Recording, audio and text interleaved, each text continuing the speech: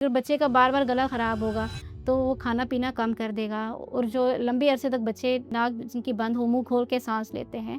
तो ये दिल पे भी लंबे अरसे में असर डालता है। अस्सलाम वालेकुम, मेरा नाम डॉक्टर आयशा सईद है, माहिर अमराज नाक कान गला।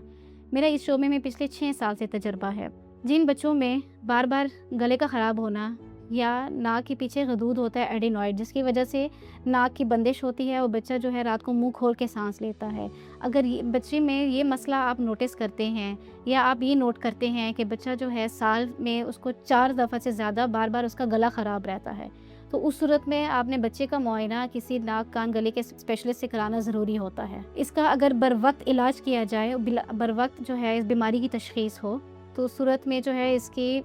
सर्जरी के थ्रू आप टॉन्सिल्स और जो नाक के पीछे गदूद होते हैं एडेनॉइड्स, ठीक है, इनको रिमूव करवा के आप बच्चे के जो है लाइफस्टाइल जो है उसके मज़ीद बेहतर की जा सकती है। क्योंकि अगर बच्चे का बार बार गला ख़राब होगा तो वो खाना पीना कम कर देगा, और जो लंबे अरसे तक बच्चे नाक जिनकी बंद हो, मुंह खोल के सांस लेते हैं,